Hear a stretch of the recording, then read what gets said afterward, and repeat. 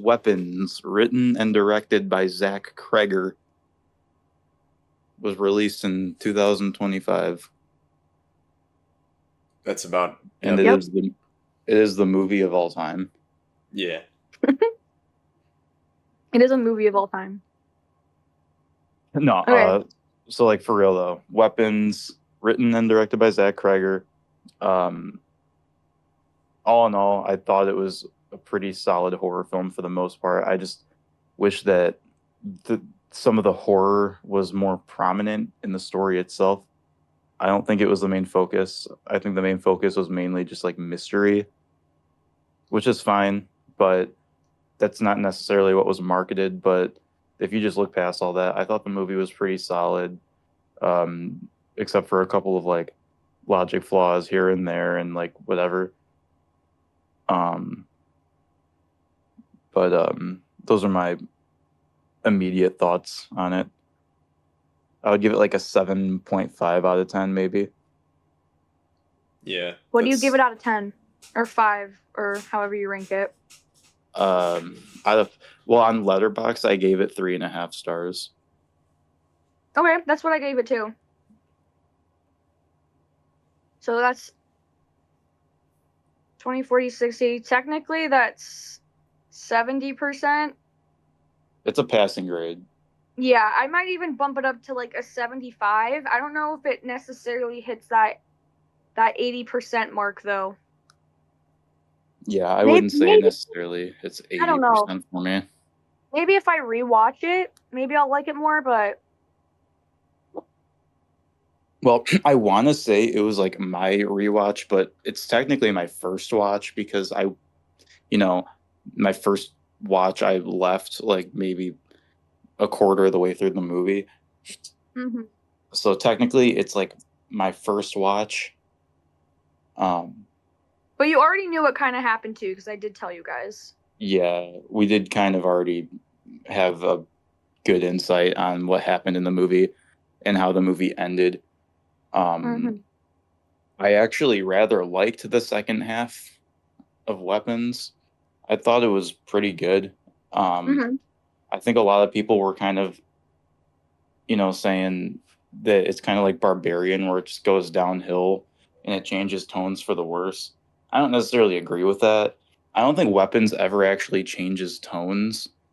Yeah, I think it stays consistent in its tone for a pretty large majority of the movie, which is good.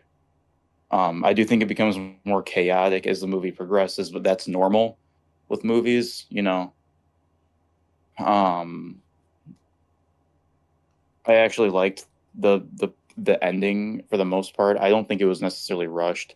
I think it's just with all the different storylines going and like crossing over, everything was just kind of moving in one direction that all led up to that point. So it's like I don't think things felt rushed. They just they all had they were all leading to the climax. I don't know, it's hard to explain, but see, I think in the ending it felt a little rushed to me from when Josh Brolin's character and Julia Garner's character enter into the house. I think after that the movie felt really rushed because I almost wish there was some time in between for them to kind of like look around the house first before like they literally get attacked by the other characters. And then I almost wish there was more I don't know what the word is, but more of like a time to kind of like for them to realize like, oh shit, like the kids have been in the basement this whole time. Like there was no time for them to even process what was kind of going on.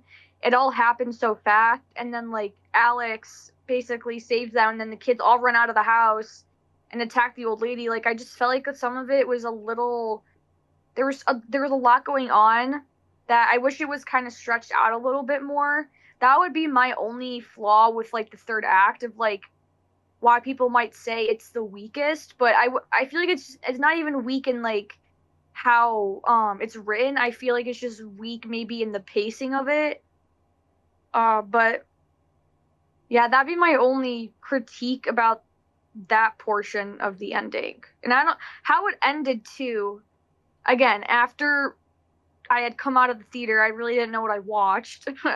But obviously like explaining it to you guys and like looking it up and like the meaning behind it, I think I'm pretty satisfied with the ending. Like I don't know what more like they could have done, you know? Unless Yeah, they maybe go ahead. I think I think that given what the movie was about, I think the ending is about as good as we could have gotten it. Um, and Wait, is sorry, hold on, sorry to interrupt you. Is this like a spoiler free thing or are we talking about spoilers? Let's just talk about spoilers. Okay. Go ahead, Sean.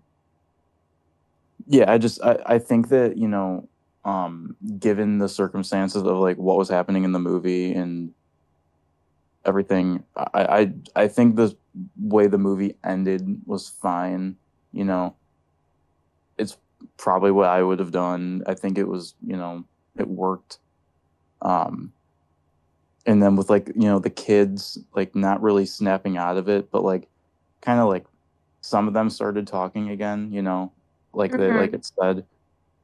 It does kind of imply that like, yeah, they're brain dead, but um it seems to be temporary. Like hope like they are gonna snap out of it eventually. I think, you know, obviously Josh Brolin snapped out of it right away. I do think it was like a time thing where like the longer you're under that like spell or trance, the longer it's gonna take for you to recover. But like I think recovery will happen eventually. I think that's kind of like Yeah. what the whole line of some of them started talking again like implies. It's like, they will go back to normal. It's gonna take time because their brain is just so fucked from I all that like mind control that they were under. I had a question about that because I don't want to lose my train of thought with that. You know how it ended with Gladys's death, like their like the control she had on them. Do you think that Yeah. Alex still has control over them, and that's why they're also still not really fully out of the trance? Because it never showed how you get out of like it showed how you start the trance, right? You get a piece of their belonging and um like cuz he got a piece of uh the kid's belongings, right? And then he did the snap and he did Gladys's hair, but I feel like it never really showed how you stop the trance, or is it just like you're Well, no, they did. They didn't show it with the kids, but they showed it with how Gladys broke it. She drops the stick into a bowl of water. That's why she asked for it when I keep calling him Kong, but it's Marcus. That's how you break the trance is like after you do the thing, you just drop it in a bowl of water and then that's how they get out of it. And like that's how it stops. Like from her having like certain control, she'll do that. But I think because yeah, they never showed the situation with the kids though because yeah, I don't know. I guess it's more of like they kind of because again, this whole movie is about symbolism and basically Gladys was using the kids as weapons, and that was kind of the whole concept of they're being weaponized against society and especially their parents who also become weapons in their own destruction of life and how they handle these situations of kids going missing and how it kind of drives forces within themselves and the anger and the rage and the sadness, the guilt, the just the amount of feelings that people may go through if this was happening. Like you have a missing child, your mind just goes crazy and you begin become like you become a weapon of your own self because of your kids. So it's just about manipulation and stuff. So basically when they kill her, they killed the manipulator. They killed who was in control of them. And I don't know if it necessarily like shows because the kids obviously don't go back to normal. So I don't know if that's because Alex they didn't stop the trance. It almost just seemed like they were in a dormant state. Um, because Josh Brolin obviously snaps out of it. I don't know if that goes along with the idea because Gladys was controlling him, and because now since she died, he's like completely free and 100% fine or whatever. But because Alex had the kids under a trance, it was Alex's control, and he's not dead. So maybe it didn't break the control with them, or they had just been under for so long that it was still affecting them, kind of like how his parents were affected. His parents never went back to normal, like they said that. So it might just be kind of this situation where it dives into more trauma, like these kids, the whole symbolism from Josh Brolin carrying his kid in that final scene. We hear the girl narrating her voice saying how, oh, it's, this much time has gone by, only a few kids are starting to talk again. It shows how trauma can linger for so long into your life. And when you're experiencing such trauma, like a kidnapping, for example, for so many, months or years, it happened to you, it might have more of an effect on someone like that versus someone who might have only experienced some kind of kidnapping or whatever other trauma for maybe not even a day. So I think it kind of shows, like, Yeah.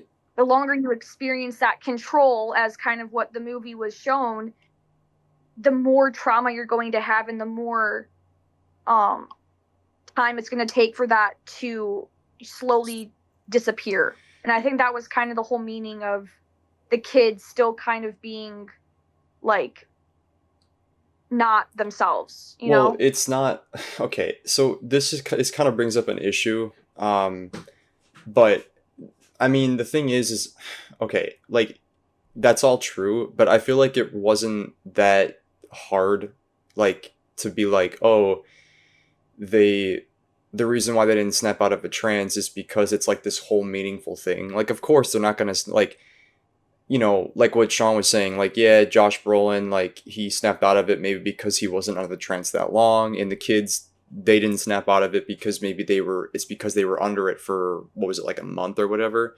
So that makes sense. But the whole thing of like, oh, well, kids don't snap out of it quickly because, oh, it's this whole symbolism of trauma. I mean, yeah, but like, I think that kind of goes into the line of an issue I have with this movie where I feel like people are looking too deep into it. Like, I like it, yes, like you're not wrong, but it's also like I just like I feel like when you and like when we were kind of like looking up like um certain things about the movie, like explaining, oh, like this symbolism and this symbolism and this symbolism, like to me, like I feel like this whole movie was talking about just how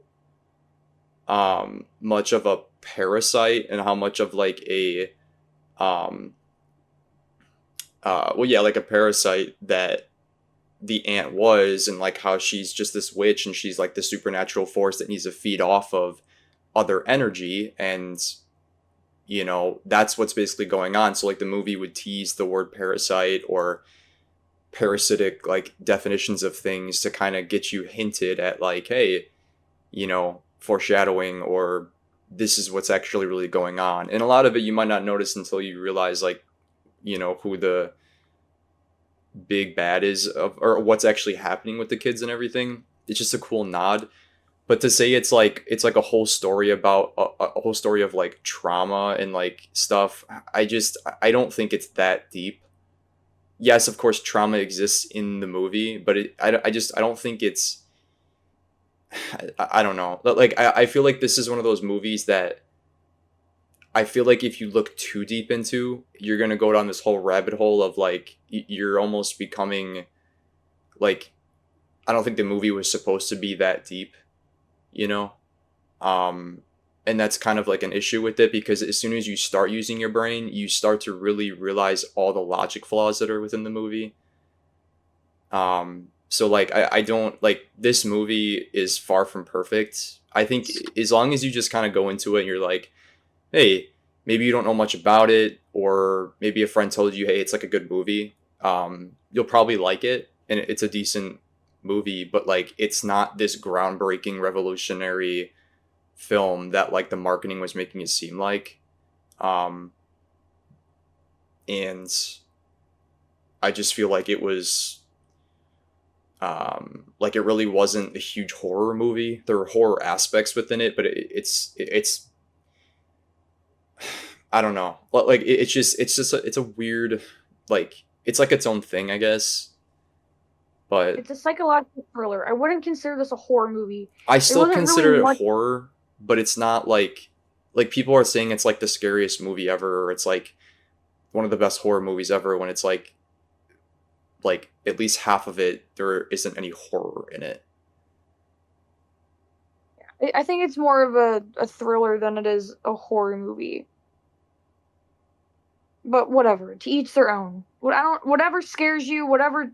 I just personally, you guys know me. It takes a lot for me to actually like be affected and be terrified by a movie. Yes, jump scares are going to get you. That's just natural reaction of the human body. Like you're going to get like it's just a natural reaction. Some of them didn't have an effect on me, some of them did. But, you know, that doesn't mean that the movie's scary because there may be a good jump scare. Like I think we can all agree jump scares are such like an overdone like cliche when it comes to horror movies. Like people think just because it has jump scares it automatically makes it the scariest movie ever. It's like no it doesn't.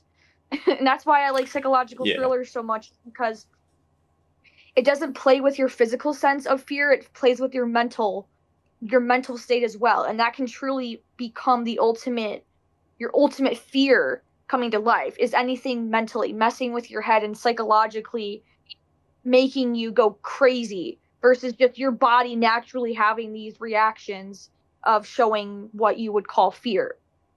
So like I think this movie did a better job with it being psychological than it being like your typical horror movie, you know, in that realm.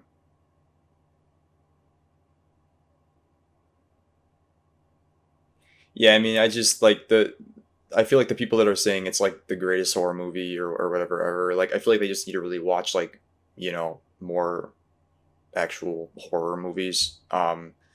Because I feel like the mass majority of people that are like hyping up this movie are those people that like it's like dude, like it's not that scary and it's also not that like there's really not that much horror in it. um Mm-hmm. and like jump scares, I feel like if you've seen enough horror, like you get to a point where you're like it just feels cheap. And that's another issue I have with the movie is I feel like, I mean, like some of the jump scares were all right, but I'm so fatigued with jump scares in horror movies now where it just feels super cheap no matter what movie it's in. And there were a lot of cheap jump scares in this movie that just felt like, all right, like yeah, you jumped, like yeah, I jumped, but like come on, like It's natural this react like it's is a natural yeah. reaction. I think the one jump scare that I thought was actually good was the basement one. Like that's something where it's like okay, you know, but the whole thing where it's like oh you're looking up above your bed and the witch is there, which that was a straight up copy from The Conjuring, whether it was intentional or Yeah. not, or the kid one where like Josh Brolin was Yeah. The bed talking to one. his kid. Yeah, and then all of a sudden it's the face of Gladys. It's just Yeah. like that was the kind of stuff where I'm like, come on, dude. Like people are calling this fucking the greatest horror movie of all time. Like, give me a break, dude. Five Nights at Freddy's had the same amount of jump scares, and I wouldn't call that. Like I You know what I mean? So I think it was more like an unsettling factor of the horror because like the thing that's so predictable about jump scares is that you can just tell when they're coming.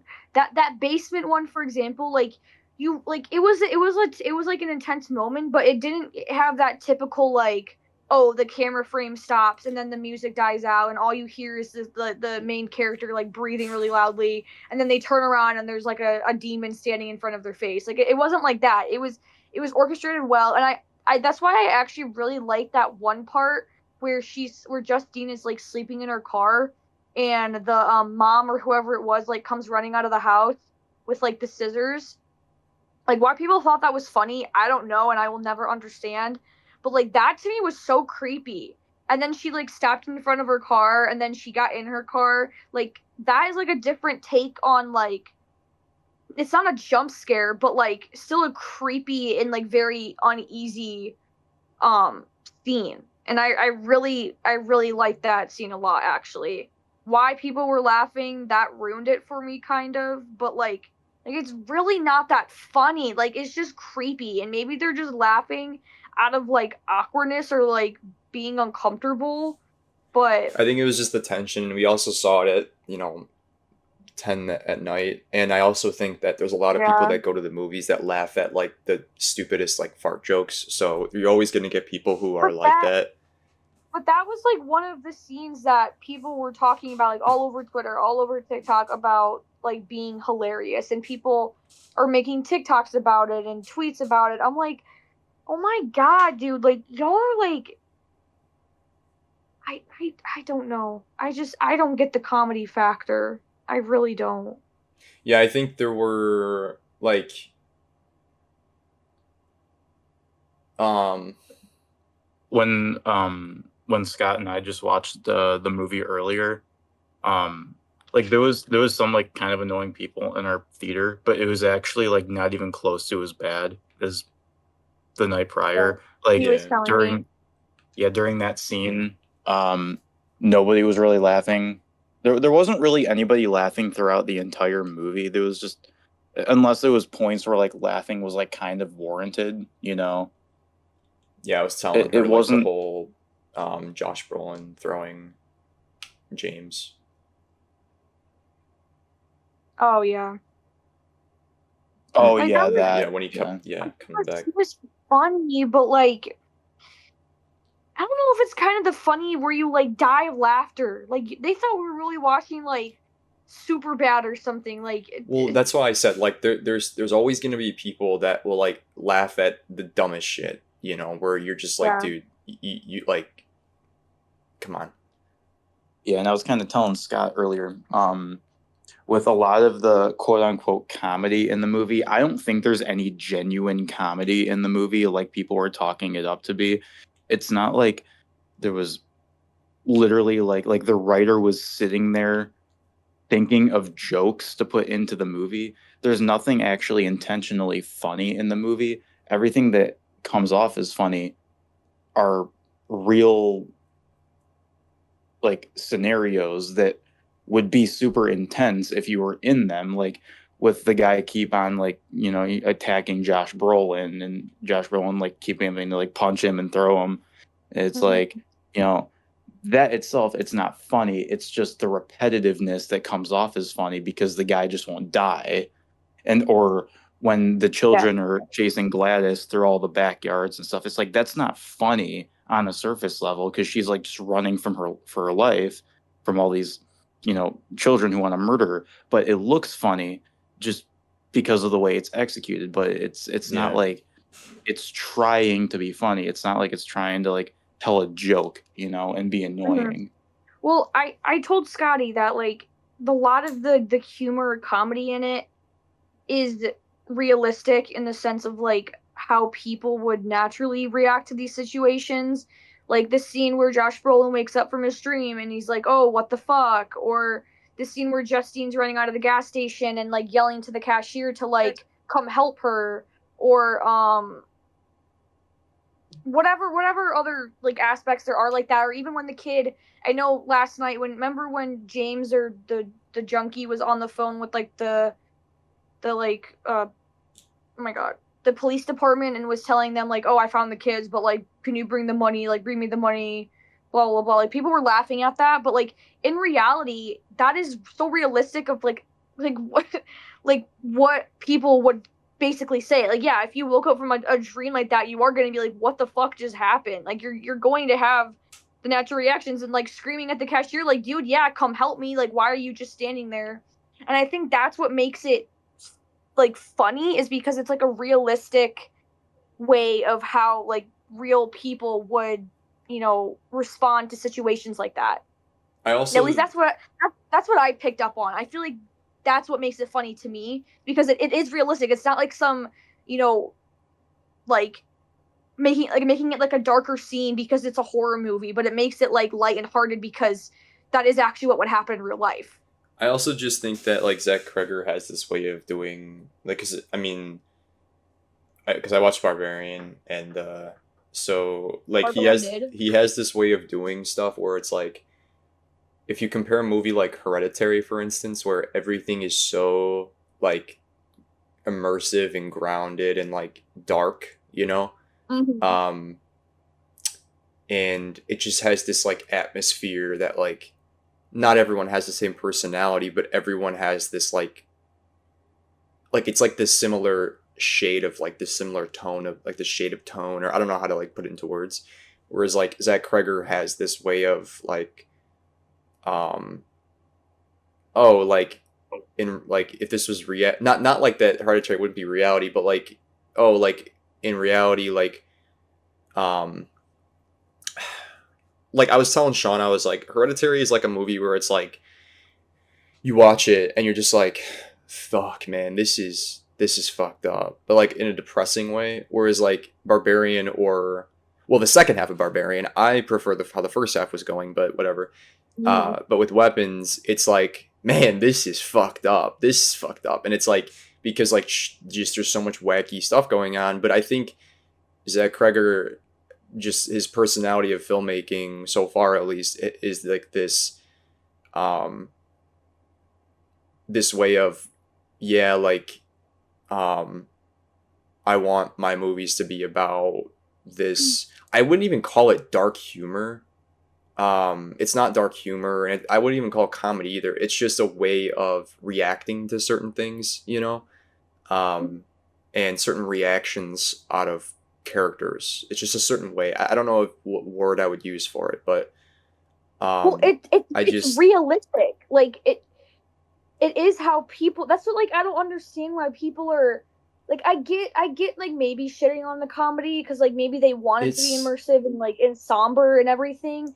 But at the end of the day, like when you're watching a horror movie, I mean, God, look at, I don't know what people were saying in your theater, but like when I said like a guy shouted out loud like what the fuck is going on? It's like, yeah, like you say real stuff like that even watching a movie. So if it happens to you in real life, you're also going to say what the fuck is going on? Like you're well, going to have those natural reactions. I don't want to make it seem like, okay, yeah, but there are also realistic reactions that are like in Hereditary's instance too. So it's Yeah, like I but get you know people what that I'm saying. I know, but like it, the thing is like I get where some people have issues. Like, okay, like there is one scene that like I could see some people disliking and some people liking. With Ruth, fucking, oh my god, Justine. Um, she there was that scene where she's running away from, I think it's when Paul was still under the spell, and it was by like she like had him on the other side of the countertop, and I forgot what she said, but it was something. Do you remember, Sean? It was something like, um, fuck. Didn't she What did shouted something at him, right? she shouted Like, something at him, but like if a person is in like immense fear, that's not something they would say. But like you can also like bend your mind to be like, well, someone could say that, I can't really remember what she shouts. or maybe it's not that It exact was scene. It's something to it was do kind of with something. that sequence though. I would have to rewatch it. There was nothing that stuck out to me like necessarily during that, but if I like rewatched it, I'd probably see what you mean. Yeah, it wasn't like bad or anything. It's just one of those things that like I kind of took a mental note. Another example too, I do remember, although this is kind of a weaker example, is when she is running away from Marcus in the gas station store. And she's running around, and like the clerk, which terrible clerk by the way. He was just standing there doing a whole lot of nothing. But she was running around doing circles, and then she ran out, and she's like, she kind of looked at him, and she was like, "Help me," you know, like that. Whereas like some people I could see I having an just issue with said that. that. Oh, is that what you were? Well, I I think the just reason said that. I think the reason she yells at him to help me is because I think as she's like running out, he says like "get out of my store" or something like that. Yeah, No, like yeah, bro. yeah, no, I know, but like what I'm saying is like this is why I'm saying this is like a weaker example. It's just I'm trying to like communicate this with you guys with because but I don't have a perfect memory, so it's like what I'm trying to get to is with that example, um, I could see some people being like, well, if this was like a hereditary example, I could see it being like her like a blood curdling screech where it's like help me, but like actually like good acted, where it's like they're fucking terrified for their life, whereas like it's here I could see some people being like, oh, like this is like kind of got this weird comedic like, yeah, she's running for her life, but she has a time to like say a like sarcastic one liner. You know what I mean? Where it's I like don't some remember her sounding sarcastic when she said it. I not remembered her sarc. sounding more like panicked. Well, it was panic, but the way she said it, it was like, She was about okay, so she was about to run out of the store. That was when remember when Josh Brolin's character like rammed him into the glass door and then he got up and then she was about to run out of the building and he was like something like guys like get out of my store or whatever and she was like can you help me? Like she kind of said it like that. Like are you yeah, going to yeah. help me? Yeah, And yeah, then but it was the way she said it. It wasn't like, but this is why I said it's a weaker example because I'm not. It's not a good fucking example, but like I don't know. Maybe we should just stop talking about it because maybe I'm not getting my message clear. Um, but there's instances within this movie that I feel like some people could argue why aren't they in a darker mindset or why aren't they in a more like it feels like I don't know. Um, I but think I know what you mean. regardless, no, it's like I know what you I mean. get both sides. That's my point. Because I mean, the movie was like the way the movie was marketed was like it felt like you were going in with the tone of something like Hereditary or the tone of something like um, I think I think it Sinister or was more something. I think it was more in the sense of like she was also extremely confused because I don't think she really knew what was going on with him because this was the first time we actually saw like someone obviously besides the kids, but we didn't know at the time, but like see someone under the trance going after her. So he just attacks her out of nowhere and he keeps chasing her. So she's probably so confused like why is this man chasing me but it's Marcus, but like why does he look like that? So I feel like if she maybe knew of what was going on to begin with and like he's being controlled, I feel like it might be more of a better reaction to not be like, oh, sarcastic of like, oh my God, like, why aren't you helping me? But I think in the sense of like her being just fucking confused and lost, I think it fits the tone Well, right for like no, at you're least right. for that. You're right. That's why I said it's not a good example. I just it was one little piece that I was like maybe I can get this across, but I'm clearly Yeah. I'm clearly not. So No, we got there's yeah. parts in this I, I that get I get what there's you're trying to get across. yeah, there's parts in this that I feel the comedy tone does make it because it is a realistic, response, but there also is parts in it where it's just like, okay, come on now. Like it's really not that funny, like whatever. Okay, moving on. The only parts in the movie where I actually found myself laughing or like smiling was was probably when Gladys was getting chased, and it's just because of the way it was filmed and executed, not because the situation itself was Yeah. funny. I think that Zach Cregger purposely made it drawn out to like both to like make it feel more real, but also to I'm not gonna like deny I think he was trying to make it look goofy, but he wasn't trying to make it look stupid either. Like he was basically saying how stupid the situation was in real life and like how Mhm. fucked up it was. That's the Yeah. only part in the movie where I was actually like kind of laughing, like genuinely laughing, not because like other people were laughing or because like, you know, any other reason. The whole thing with like Josh Brolin, just constantly like punching James. Um, I didn't really find that like funny because it, it was just it was just such an intense situation. Like yeah, I get it. Like he just keeps throwing him on the floor, and then like I think what was making it funny was just his scream every time he went at Josh Brolin. If like he Yeah. wasn't screaming, I don't think it would have been funny to anybody really. No. But Well, I remember when that scene was happening because I think Josh Brolin punched him like 3 times, and every time he like got up again. And then when he punched him again, James was just kind of like chilling on the ground for a second, and then someone in my theater yelled like he was like just one more time, and then after he said that he got up again, and then that's when like he like body slammed him onto the ground, and I was like it's stuff like that that like the scene itself wasn't funny. It was like the audience like adding on top of it that made me laugh, but I Yeah, don't know. I think it I didn't was.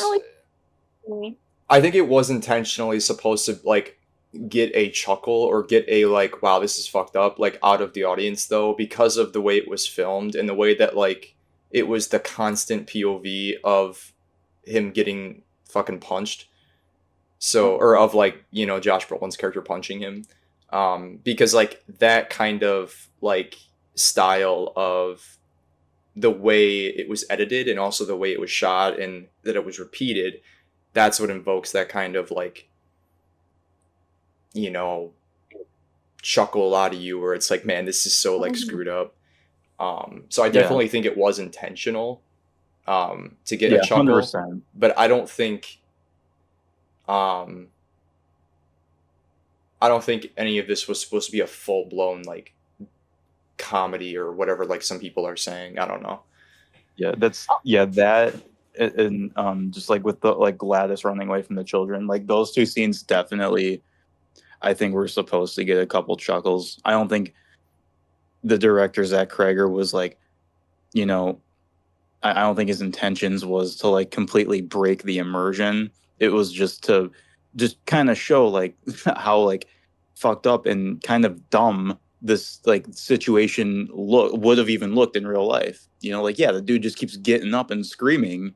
It's like that's how it would look in real life. It's not like he's doing anything extra to make it look more stupid, you know. Yeah. Well, that once the scene where the kids go after Gladys, and I think she's like, I think she was in the kitchen about to like, uh, yeah, Josh Brolin was about to kill Justine, and she was like talking to them or whatever, and then that's when it like clicked in her brain because she could sense that like the elements change and like the kids were gonna come after her, and she said some like I don't know if she said like oh no, and then she like started running out of the house. Yeah, she Like a said lot of people, yeah, she said something like that. yeah, and I've seen people saying that they hate that scene because it's like why did she react that way? It's not But that come on, you're bad. forgetting what kind of character this bitch is. She's an old crazy ass weird lady. Like she's a witch. She knows what her powers are, and she can like she knows what's gonna happen to her if something like that does happen. I like do I don't understand like why people think that's like an unrealistic way for her to act. Like I she's crazy, she's do psychotic. I do have an issue with the scene right before that though, because in I wouldn't say this is like a logic flaw, but it's like one of those moments where I think it's kind of like a weaker part of the writing where I don't know why she felt like she had to give her little monologue to I keep about to call her Ruth, to Justine as Josh Brolin's choking the shit out of her because that was one of the primary reasons why Alex was able to get the jump on her was because she was Mhm. so obsessed with giving her or like watching Justine die a slow death when she like just pretty much killed everyone else instantaneously. So or hexed them or whatever. So you know, I think I Yeah. that was a never little part where it was kind of like a little weaker, but like it doesn't. I'm not going to say the movie's bad because of it, because it's like, come on, it's not that bad. another possible logic flaw that I actually just realized in the last like 15 seconds. I don't know if this is a logic flaw. I might just like have it all wrong, and maybe I don't really I don't have a strong understanding on witchcraft and how witchcraft works. But obviously Gladys was a witch, right? She was using supernatural like power-esque, you know, like ideas to do this whole like thing, right? Yeah. So um if that's the case and she has powers, how was Alex able to do the ritual? Like, is it like, does the person matter? Because obviously she has the you know this No. the witch pot. Like, does the person matter? You know? Yeah, It's I saw someone say that like is she like an actual witch and knows and has powers, or is it like the tree?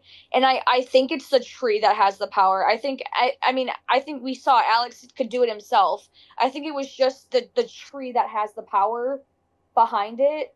Kind of just like how like even like the salt line, like she's not the one that made that up. Like that's actually like a real thing that Right. once you cross that salt line, like that is like that's like the entrance to where like ghosts or demons or whatever could pass through it. I Like see. Sean, if you She watch just Supernatural, you would know this.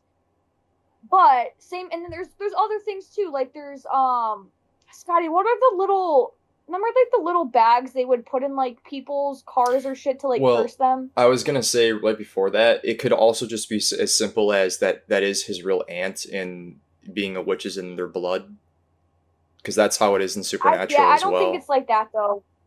Well, I mean, I don't you know can if make it's that like up. that. I think anyone can do it. I mean, It might just be the tree. I forgot that like it was exclusive of that little tree and not just like normal sticks. Yeah, I think it's the tree correlating with the items that are being used. I mean, it's like again, people have created like Dybbuk boxes or like little curse bags. Like you can create them. Like they're just like spiritual phenomenons that like anyone can make, and it could mhm. turn into something that like it's like a recipe. Like you put ingredients together and then it makes something. It's like it's not like you made the ingredients yourself and created the formula. You're just basically reading out of like a book of like how Yeah, to you do just some things. you So master the craft.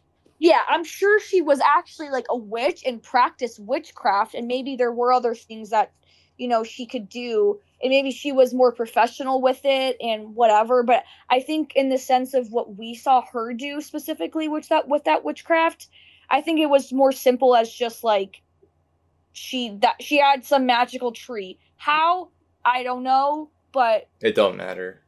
There's Oh, yeah, I some don't there's think some things that you I don't don't think have it's to look to so much analyze into. that. there But had to have been some sort of like beyond just like the ritual. She had to have had some sort of like supernatural essence in her because that was the whole reason why she was doing everything in the first place, right? Because she gained yeah, energy and power from, because that's why she was so sick and was like, "Hey, I need you to get this stuff from these kids," because like she was like literally dying. And then as towards the end, she was looking more healthy, like her hair was growing back because she was getting more energy.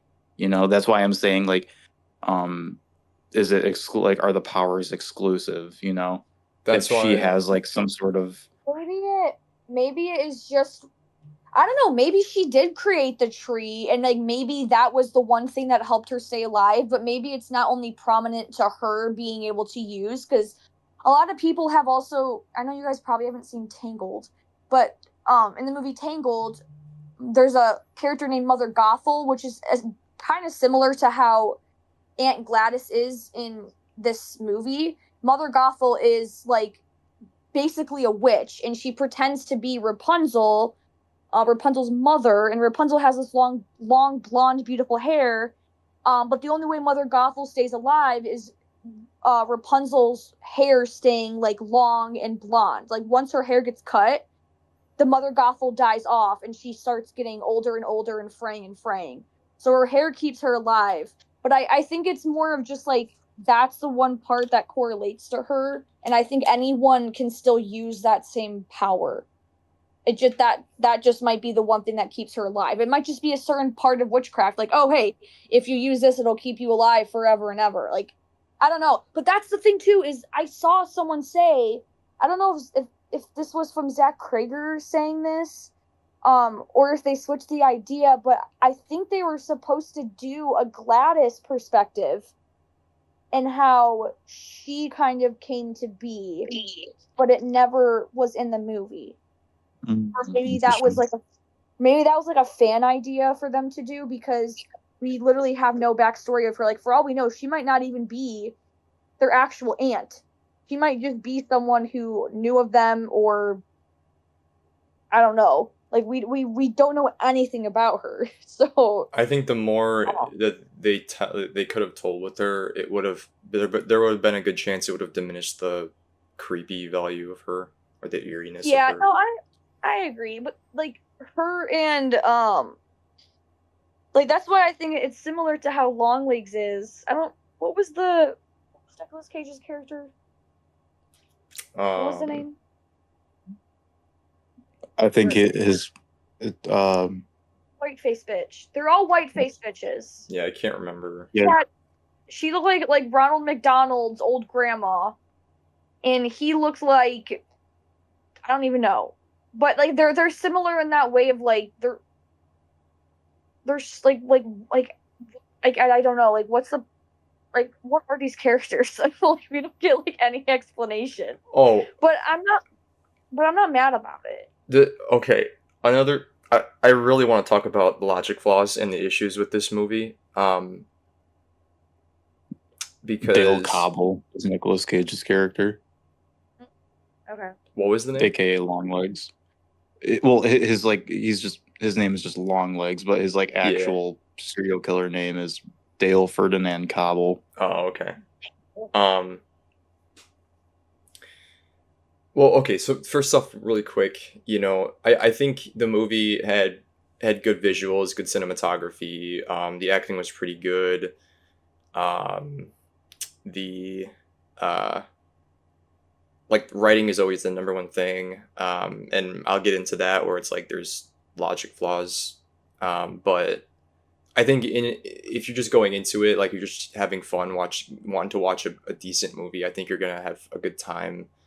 I think just stay away from the marketing, because either it's full on mismarketed or people are glazing the shit out of it, and I just think that is one of the worst things you can do for the film industry now, and especially the horror genre, because I feel like people glaze the shit out of every single horror movie that comes out. But yeah, but anyway, yeah. So the movie overall is pretty good. But I do have a huge issue with how this movie would. The only reason why this plot is existing is because the police force is filled with a bunch of moronic, fucking like imbeciles. The fact that turbo ass police. Yeah, terrible police. The fact that it took a parent to figure out one of the simplest and first things they should have done, which was when he like lined up the ring cameras and he did the air, like he kind of measured like where they all ran off to. That should have been the first thing the police went to, and it's also like the first thing you would think of. But of course they didn't, and a month goes by and nothing has happened, and it's like, yeah, that's insane that they didn't do that. You have to literally be sitting on your ass to get to that point. And I get like there's some movies where it's like shit happens with like scary movies or whatever, and it's like there are moments where it's like, okay, well, if that was real life, the police would be in on it, or the police would be already figuring it out. But sometimes you can like bend reality where it's like, all right, well, it's a movie, but this is like so bad that I cannot ignore it, and I don't think people should ignore it either. Like, it's so obvious that like the police and the detectives in this town are fucking idiots, or just don't care. And I was telling Scott that like if like Jake Gyllenhaal's character in Prisoners was put on this case, he probably would figure it out in like 4 days.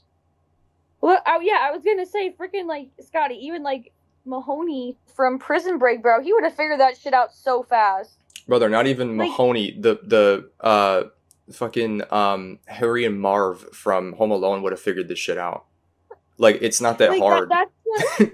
That's the thing. Like, yeah, like the realisticness of like, oh yeah, cops in real life. Like when I was telling you, Scotty, how maybe detectives start to not care, or cases get cold in the sense of like, there's no evidence, so they give up, but the parents are the ones still determined, yada yada yada. But it's almost like it was so obvious, like that the evidence was right in front of their faces, that it just doesn't even make sense as to why like they never looked into it. Like I don't know if Zach Cregger made it intentional, like That to where it was was supposed to be I'm like not buying like that. I'm really yeah, not. but that's my thing is like there's no way he thought that the cops wouldn't look at security cam footage or wouldn't wonder why a little kid is buying soup at a grocery store by himself. This isn't no Well, Home Alone shit, bro, with Kevin the McAllister. the Like soup it, thing I can forgive. That I can forgive because like that's one of those moments where that didn't bother me that much because that you can be like, oh, okay, it's a movie, and plus you could see it where like a lot of like gas station clerks, they don't really give a shit what you do, even if you are a kid. So like a lot of those people like yeah, aren't good people. So that I could but suspend at my the end, my you know. maybe, but still, they okay. First of all, this all started because, like, if you want to really go back to when the cops are stupid, it was when the first instance was when Alex's parents never picked him up from school. I'm sorry, this is a small town. You know that Alex is probably getting picked up by his parents every day, and for whatever reason, his parents just don't pick him up, and he's literally waiting outside of the building the whole time. No teachers question him besides that one stupid ass idiot that comes out and is like, "Are you okay?" And he's like, "Yeah, I'm fine," and then walks away. What Mm-hmm. in God's name, teachers, a staff member at a school would ever let a child that young, especially, I don't know, maybe he was 10 years old, ever walk home by themselves? Like, Yeah. you don't think to maybe call his parents and be like, "Where are you guys?" Yeah, I, that's I the can That's first agree thing I with thought that. of. that's Yeah. that's the first thing. That, again, if the detectives went to the school and were interviewing the teachers, like, "Hey, do you guys know?" This guy should have been like, "Yeah, you know what? Alex did walk home by himself. Like, I don't know, whatever. Like, I know that happened before the kids all went missing, but it's still something to note." And then when he was collecting soup, there was no footage of him walking to the store. Like, other people just seeing a kid walking to the store by himself. I know for damn sure the grandma didn't drop him off at the store to get the soup. That's why Well, she made him do it. and that's what I mean too. Like, because they gave that bullshit excuse where it's like, oh, Alex has already been through enough like trauma from like interviews and like police questioning him. It's like damn well, like if this was actually real and there was 17 fucking kids missing, damn well there would be at least like one or two detectives constantly in the back tailing him, even if it was Yes. on the record or not. Like, And that and that shit would be checking in on happening. him. Yeah. And checking in on him. Because And it's Alex is like, the Alex and Justine are the most suspicious, and it's like they just drop the yeah, books and are like, "Well, can't do anything about it, so that's it." for sure. Yep. And like, even though you mentioned like the grocery store Remember one that- shouldn't Yep. be like Yeah. an obvious piece of evidence, but it still is. Like, these detectives should be going to every single building in this town and asking the workers if any, again, like you said, Scotty, this is dealing with 17 kids. This isn't dealing with one child. Yeah. Like, 17 kids, there's hundreds of different possibilities of where these kids could have went. Like, we don't know where they could have gone. Maybe they all met up at the store together. Who all knows? We don't know. So, like, why wouldn't you question a store clerk? Like, that just seems so obvious to me. Or pull footage from the day they went missing, or days before, or whatever. And then again, the whole time when the kids, are being drawn to the house and running to the house, bro, like, there's just no way. There was no ring camera footage, no security cameras. Like, it just doesn't make sense. But conveniently, the only security camera footage they have is when they were running out of their own houses. Like, what? That's kind of what, yeah, that's Like, kind of what I was saying too. It's like it I doesn't make get it. sense. I get it. Like, yeah, it's early in the morning. There's not many people out at 2 in the morning, but like, there still are people out. You're gonna tell me not one person or ring cam caught all these kids running together? Yeah. That's just, I find that hard to believe, even if Like it's early in the miles morning. away. Like again, this isn't like 17 kids who live on the same street together. These are 17 kids from one class. They live in different neighborhoods, in different like and different distances away, miles away. Like I think they even showed some of the kids running past like public buildings, didn't they? Like a gas station or something. Mm-hmm. They I, might s- have. I swear they did, but like There were a what? decent amount of them though that were living next to each other though. Okay, well, whatever. Like there's just no way that you wouldn't have that not one camera would have caught them. Like Yeah. there would have been at least one, or even even like just like street cameras. Aren't there like security cameras like sometimes in Yeah, lights and Yeah. and street stuff? cameras too. Yeah. Like it doesn't make sense. I didn't even think of that. Oh my god. Yeah, yeah, dude. I'm sorry, but you can't have that, dude. Like that is one of the biggest obvious issues is just come on. Yeah, that's what really Street takes me out of cameras, it. or if any kids did run past public buildings, like, the building cameras. Like There's a lot of footage. there's an I'm endless sure there's amount of police out too patrolling. like yeah like They there's act like there's they were in fucking Silent Hill, the town itself. Like there's no one there. Like come on. yeah I don't like there's just endless amounts of like stuff that could be the like thing. And even when they like literally Josh Brolin took a map and connected two houses together and they miraculously put it together that like, oh, it's Alex's house. How did you putting the houses together, like drawing like a line on a map to where the kids came out of and like connect to, that seems like such like the first thing you would do Well, that's what I is was you get out of saying. you, like you get out a map and you mark where each of the kids' houses were and what's in like a mile radius of where they could possibly be. Yeah. Because obviously these kids are still not they're not on the run anymore. If they were on the run, we would know we would like there would be more footage and more witnesses to break that down. Like they had to have thought like, okay, these kids have to be placed somewhere. Like if they were still running and still, that's all they were doing, like there would be some kind of evidence. Like how did they not think that they were still maybe in their town or a few miles out of their town? Like it doesn't make sense, and I don't like it's just so obvious for like for detectives to look into that I don't know if Zach Cregger was making it intentional to show how stupid police officers are No, and see, detectives. that's where you're Like looking I too don't much into it because but he wasn't. There's no God. message you can make with that But bullshit. that's my point. Is like, is Zach Cregger just stupid and didn't realize what like that was actually going on? I think he had a good idea for a movie, but he realized there's a logic flaw into it.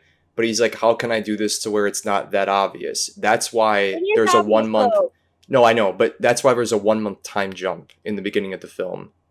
Because if it actually showed the like detectives interviewing and like doing like early shit, you would know right away, wow, these are some dumbass police. So Probably, yeah. that's why he didn't show it. It's because he had a good idea for a movie and was like, all right, how this will start after like the search dies down, because if I show the search, the audience is going to know that like how the hell did these kids not get found, The one So. thing that when I told you this too earlier, Scotty, a month of a missing persons case going by after a month is literally like, obviously it probably feels like a lifetime for parents and families and communities, but when it comes to you moving on with your life and a search being done and everyone just forgetting about it, a month is such a short amount of time for for everyone to just move on with their lives. Well, that's like, what a I mean. month, Like it. like Every detectives single. should still be researching and figuring out what's going on. And again, 17 kids, not one child. Even Yeah. one child detectives will still be going hardcore on trying to find out what's going on. And Like, every oh single my God. parent, like I told you, like before I even watched the movie, I'm like, every single parent should be having their pitchforks going up to the school board every single day. As in, like, really, every single day for that month, they should be like pissed beyond belief. That's why I kept comparing it to Prisoners, because I'm like, this actually displays proper emotion from someone who loses a child, and that was only a couple kids that it was in the point of view of. This is 17 fucking kids, and we only got a little bit of that out of Josh Brolin's character. Another thing too is, even when it goes back to the detective stuff, again, I don't know how Zach Cregger is well familiar with like how detectives actually work, but like tracking like shoe prints, like that whole like that's part of it too. You're telling me they didn't find Yeah, any shoe prints when they I ran into was the telling woods, Sean that too. or didn't find any, you know, like if they had like canines out, canines would easily be able to smell that kind of shit. Like if they Yeah, had it out as soon as the next day, like if they traveled through the woods, there had to have been footprints, yeah. or at least Well, half a print, and or something. Sean was saying too, like they literally said too, they said something about, oh, the canine units, we've been searching with the canines. It's like, well, no, you fucking haven't, because if Yeah, you Yeah, you were, clearly you would haven't. have found them. You idiot. there's Even just if there was no footprints, just like the dogs couldn't catch any sense, you know, like we're talking 17 children here. Yeah. or even like if the canines brought, even if the detectives brought the canines to Alex's house when they first showed up to figure out what's going on, like that dog would easily be able to smell like what's happening. But I don't know, maybe we're supposed to fill in the blank that the witchcraft bitch was covering up the scent, or No, I no, don't know. Like no. I don't know, but like See, it's so stupid that you have to question that as an audience member. Like okay, there's no way a movie was made this dumb. that right there, I want to talk about for a second, because I genuinely believe that, and this is also part of the reason why like the film industry has been going downhill. I genuinely believe people are so afraid to confront or question directors' motives on things that they just assume that they're intelligent because they don't understand it. So now I'm not saying that Zach Cregger isn't intelligent. I'm not saying that at all. I'm just saying that there's so many movies that I know of that people speak like it's the greatest thing ever, but they're so obvious of like issues with it where it's like, I'm not hating on the movie, but like, come on, like just use your brain. Yeah. That's like an obvious logic flaw or an issue, and the director is human. You know, maybe he fucked up, or maybe he just didn't care. He just wanted to make a movie he wanted to make, and hey, he wasn't trying to make it perfect, and that's fine. Like for instance, like with Zach Cregger, like I think it's okay to be like, hey, I really enjoyed movie Weapons and I thought it was really good, but there is an issue with that I have with it, and I think Zach Cregger might have effed up, you know, or whatever. That's perfectly fine to say that. Just because you don't understand it doesn't mean you should be going, oh, well, let me fill in the blanks that Zach Cregger himself hasn't even filled in for you. Because then you're glazing the shit out of a director who wasn't even doing that intentionally. Yeah. Like the whole thing you said with like, oh, because, oh, actually, Zach Cregger's so smart because actually the reason why every detective's a dumb fuck is because she was using her witchcraft powers, and it's a symbolism for how Yeah, I know. how the Cold War, how Russia was, you know, using their espionage in America, and how it symbolized the 1956 movement. It's like that kind of shit I fucking hate. And like it's like you're looking so deep into it when in reality the director just made a mistake.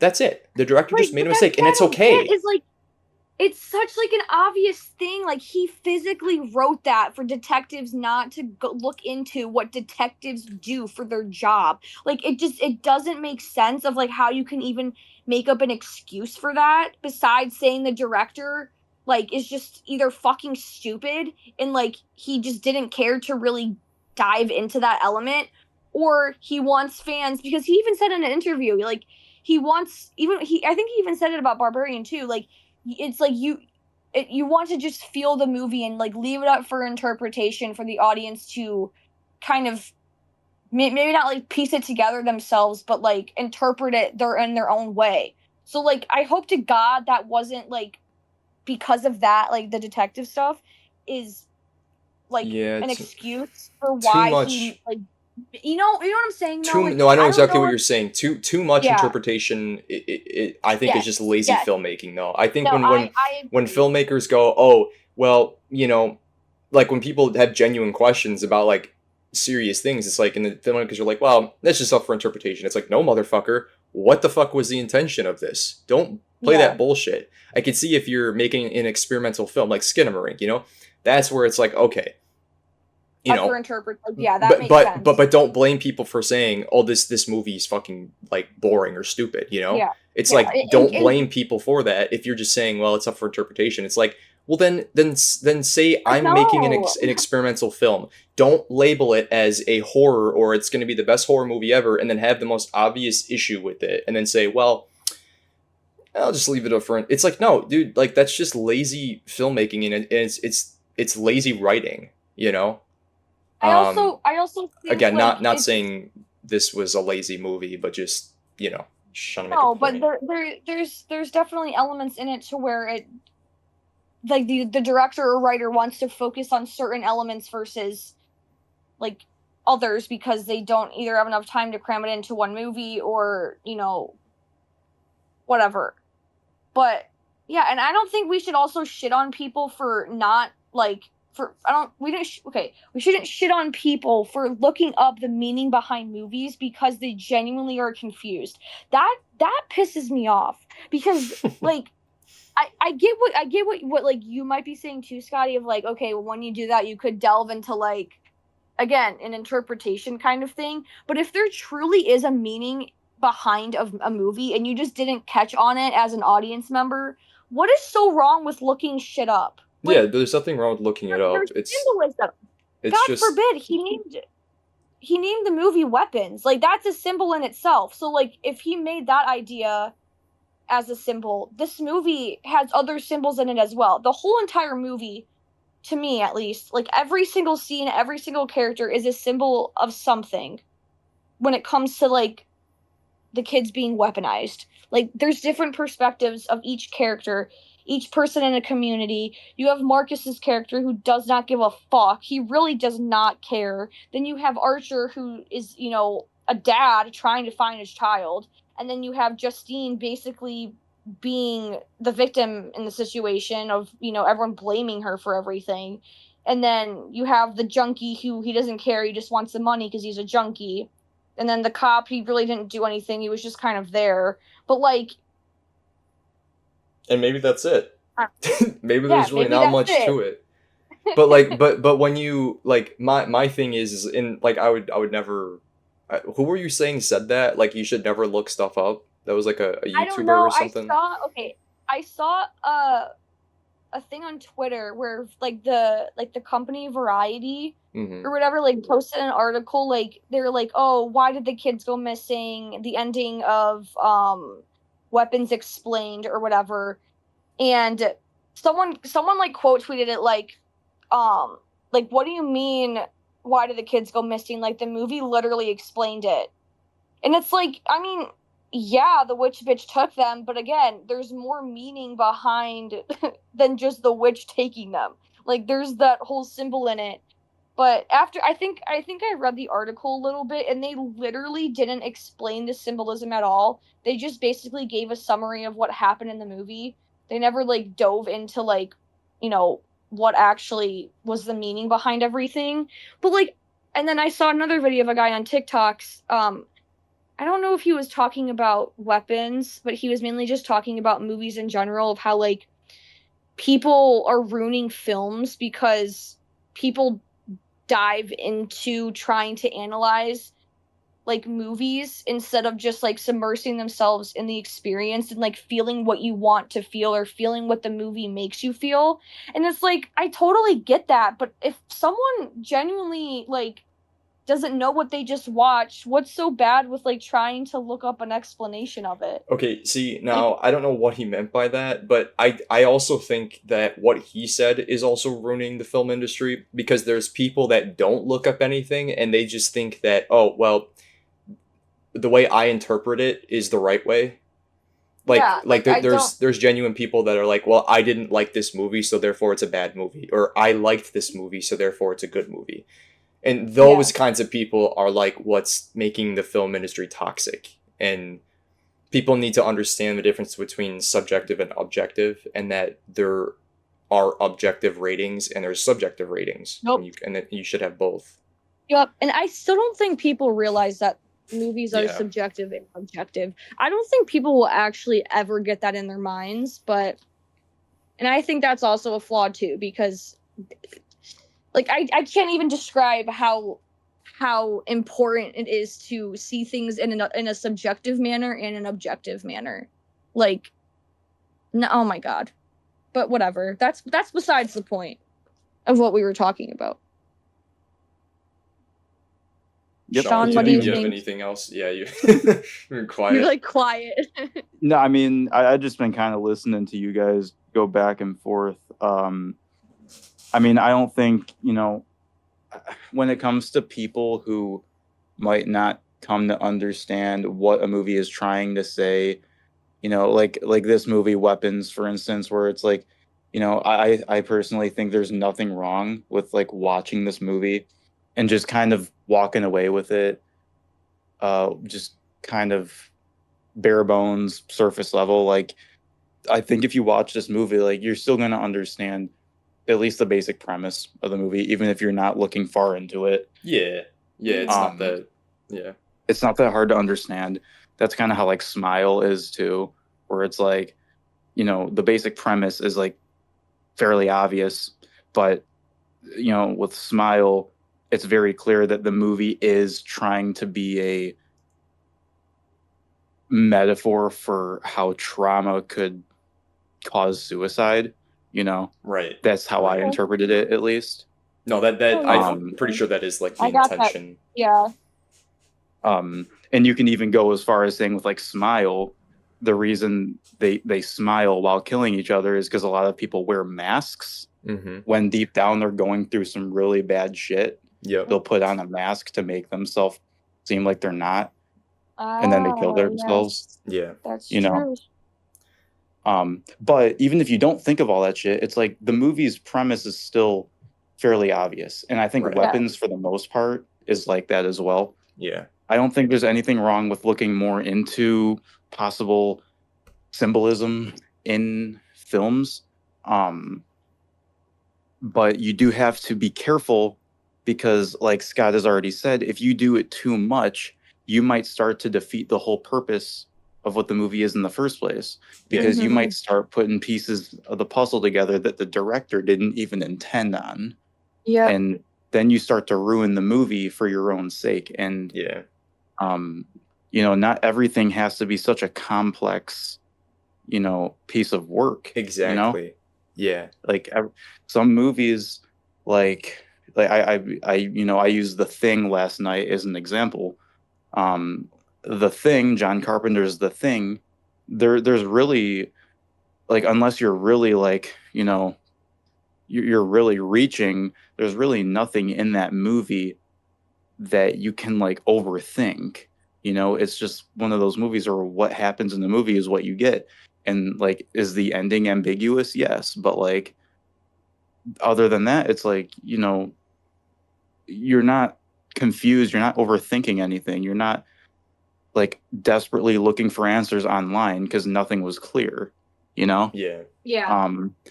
And if you have to look things up online, there's nothing wrong with that.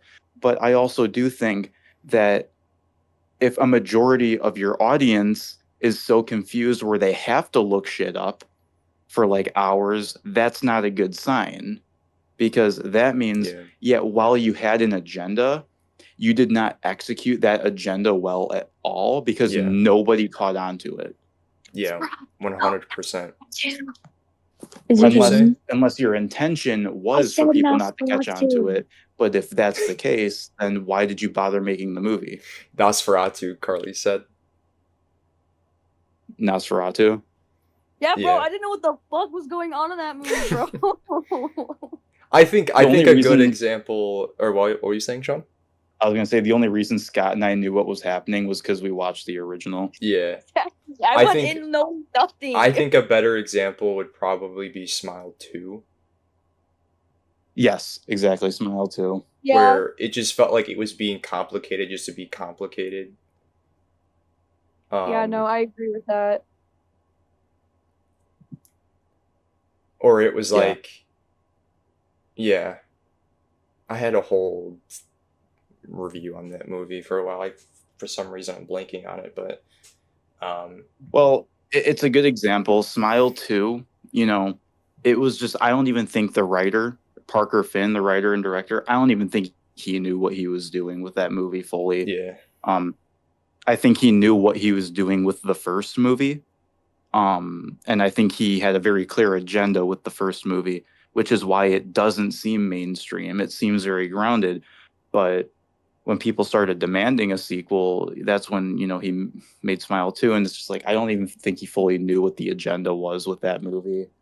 Hmm. And like, I don't think Smile 2 is the biggest piece of dog shit. I think it has some great moments in it.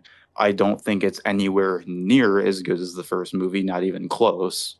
yeah, no, But The first one is like, and again, you could, say the movies are totally different because, it's dealing with a different victim this time. She's a pop star. Obviously, life is different being a pop star than it is when, you're a psychiatrist or psychologist, whatever she was. But like, I still feel you need to keep the same tone because like this one, it just Smile 2 was just so cheesy and like modern and Disneyfied. It's just so different from Smile 1 where it has this like again like somber and like darker tone that you would want in a horror movie or what a psychological thriller, whatever you want to call it. psychological horror. So yeah, whatever, psychological horror. Like I don't know. Yeah, I think the best way to make a horror film is just, you need to make it so unless you're like trying to be different, you need to at least make it where your audience understands the basic concept of the premise, because you're going to lose your audience. People are just going to call your movie bad, Yeah. because not everybody cares enough to look up meanings online. Some people, if they don't understand the movie, they're just going to walk away and be like, well, that movie sucked, never watching that again, and that's the yeah, Yeah. end of it. And I can't blame some of those people with some of these movies. yeah. Like 28 years later, for instance, like that movie was just a fucking mess. I don't That, ever that want to movie watch it again. that movie's meaning is that literally nothing has any meaning. Like that movie has no meaning. There's no The explanation for anything. The characters are irrelevant. Life is irrelevant. It's just a pile of dog shit. Speak about logic flaws. That fucking Oh god, don't even get me started. that movie. I don't want to talk Um. about that movie. Anyway, weapons though. Oh, another issue too. Another issue I have is freaking Paul when he was or when James was running in the woods and he saw the witch bitch and he hid in the tent. And Paul came up to him. This is where it's like Paul is actually like an idiot. Why was he not saying like to James, hey, like, I'm here. I'm, like letting him know that he's in his presence because he basically deserved that stab to the face he got. And I don't Oh want yeah, I don't I want didn't even anyone think of that. saying to me like I don't want some troglodyte to say, well, he didn't know that James was in there. It's like just Like, bro, yeah, you did. yes, he Even fucking did. whether you did or didn't, as a cop, you need to announce your presence. Yeah, Like it's common fucking sense. Well, you also say, "Yo, if there's anyone in there, come out with your hands up." right. Like that's the first. That's what you do. You hold up your gun and you say that shit. You don't unzip it. You're on guard. Your hand is on your gun, or you have a taser, or whatever it is. Like And James was also making noise, so it's not like yeah, Paul was. Yeah, like come on Yeah, now. like yeah, it's like what I mean. It's like whether he knew somebody was in that tent, whether he didn't, there's just no good reason why he wouldn't announce his presence, have his gun ready. Like you don't know, like like obviously like if he, I'm assuming he knew someone was in the tent. You don't know like what, like yeah, he deserved that stab to the face just because of how reckless and careless he was. It's like yeah, you could argue like he was already fucked up to begin with, you know, with like what happened with punching him, and obviously I think it implied that he was like drinking, right, or something like that.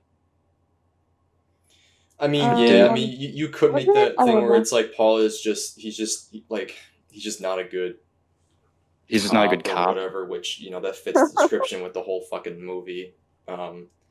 But only a total moron would just like do that with the tent though. Like even if you're the Yeah, shittiest cop on the planet, like but how did he not like see like James fucking booked it and it was being very loud when he got into that tent. So and it wasn't that long after that, right? Correct me if I'm wrong. It wasn't that long after that Paul came up and searched the tent, right? It wasn't only no, like it a was minute only after. No, it happened. It happened right after because they're in a Yeah, creek, yeah. and then you see the shadow of Paul, and he thinks it's Gladys, so that's when he like jumps out and stabs him in the face. Yeah.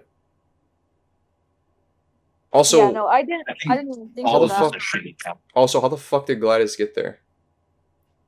Yeah, I don't know if she was actually there or if it was like a vision of her, but like But how would he doesn't know who the fuck Gladys is? So how the fuck would he? exactly. So I He's not don't even know. affected. Yeah. I don't know. I Like don't where know. does yeah, like where does he even fall into the story? Oh, Cause what Like it's not happened? like it's not like one of his like he had a kid who got kidnapped where like you yeah. can make the Oh argument like no, no, oh, no, no, because that was after. No, he doesn't know of her, but she might know of him because that was after he broke into the house and saw the kids, and then he ran out. Remember, he was going to the police department, and then that's when oh, I guess he that's true, but when Paul saw him, and he was like, "I told you not to come back here ever again."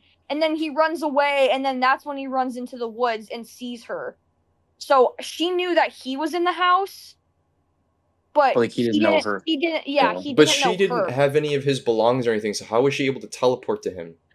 I don't know. Same thing of how did she appear in Archer's dream, and how did she appear in Justine's house on the ceiling? Like I don't know if that was some like also Some witchcraft she was. supernatural. Yeah. Yeah, I don't know if it Yeah. was some different kind of spell or witchcraft she was doing to where like she can basically like go in their visions or something.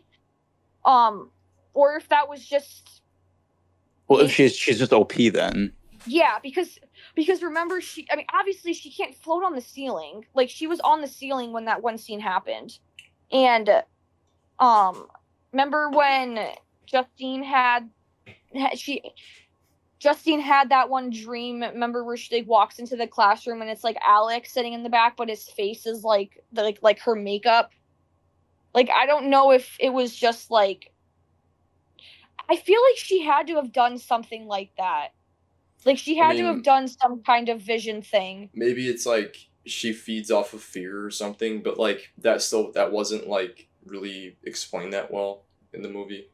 See, Yeah, this is what I I mean. I don't feel know. like the movie just, I mean, unless there's something I'm missing, but it just feels like there's stuff about this movie that as long as you don't think too much on, you'll enjoy it. But if you start using your noggin, like there's gonna be shit where you're like, wait, that doesn't make sense. And Yeah. I feel like it would have almost made the movie creepier and more of a mystery if she didn't appear in their visions. Cause like that just throws it off into more of like a demon type of haunting versus like what she was doing, or at least if they explained it, because I don't again, I don't know because no one ever mentioned it. They never saw her in that form in the whole movie. They never saw her in that like with the orange hair and the makeup on like that. They only saw her like as the old lady when they both wound up in the house. Like that was the only time they truly saw her. So none of them thought to wonder why this random looking weird lady appeared in their dreams unless they just thought it was like, oh, another casual nightmare when you visualize random creatures in your nightmares and stuff. But I don't know. I don't It's just know. it's very weird why Zach Cregger went with that decision. Um Yeah. it just doesn't really make sense to me unless she has literal supernatural powers where she's able to like place herself in visions or places where she's actually not. It just really makes no sense because literally nobody knew her. Like, because Justine never met her at that point. Archer never met her at that point. James didn't. It's just like, how is this happening? Yeah, I don't know. Cause like even when unless maybe the thing with Justine, maybe Alex was telling his aunt Gladys about Justine because remember how she like tried to talk to Alex that one time outside the house and he was like, "Oh, leave me alone. I don't want to talk to you," and then like ran into his home. And then she also knocked on the door and she also looked in their windows. So maybe she can sense when there's people around like scoping in on her But and like I'm pretty sure the whole thing with Alex happened after her nightmare. did it? I'm pretty sure if I remember correctly. That's what I was trying to. I was thinking that I'm like, wait, did it happen? I can't remember.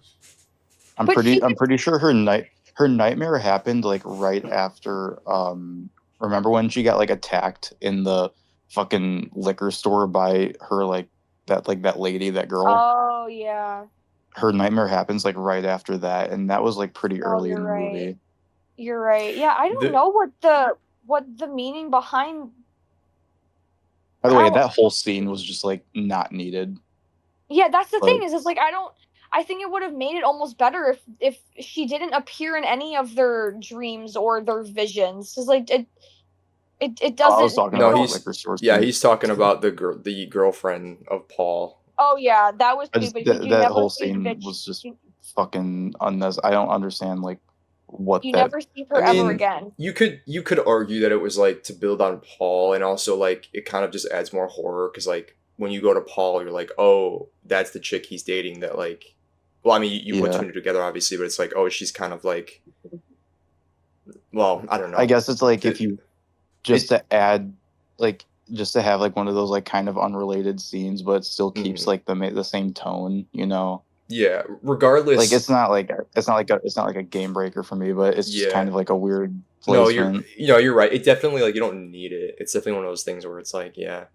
But one thing I do want to say, like as a positive, this movie has some of my favorite like cinematography or like shots in any movies or games or whatever are when it's like tracking shots. So I actually really like the tracking shot of, or not tracking shot, but the or, well, it was a tracking shot I think on Justine, but it had her like blurry figure in the back because I feel Yeah, like like, following her. yeah, I love that. I think if there was a whole other horror film that was like based on that kind of like horror where it's like a slasher or like someone possessed or whatever going after another person, that would be like really good.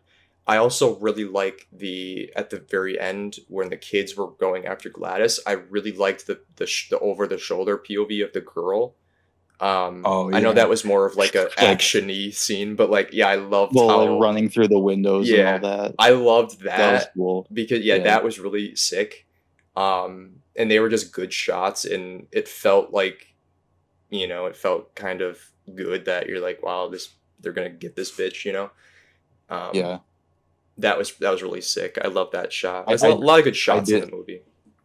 I did like the POV of like the girl like running through the windows and like the glass and all that, Yeah, that's what I'm talking about. just kind of like effortlessly. Yeah. It was badass. I did like that a lot actually.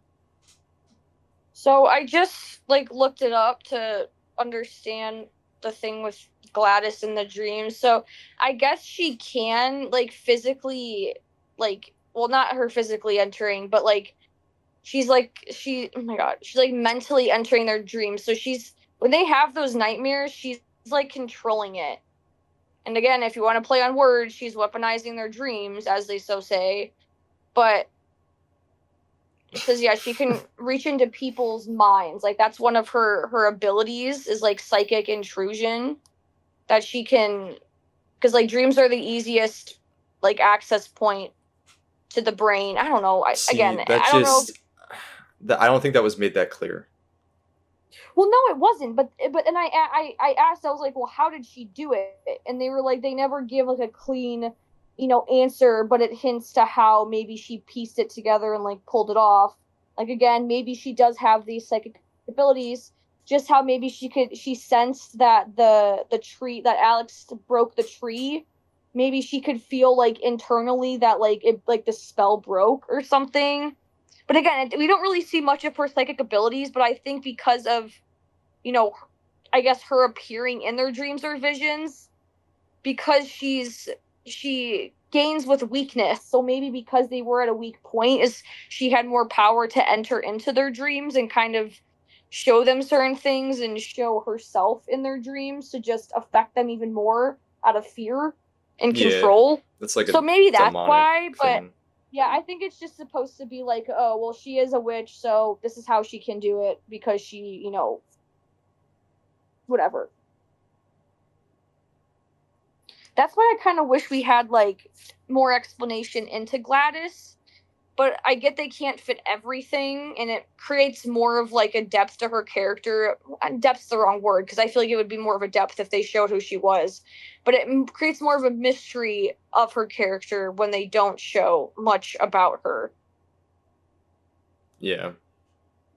I still want to know why there was an AR-15 in the sky.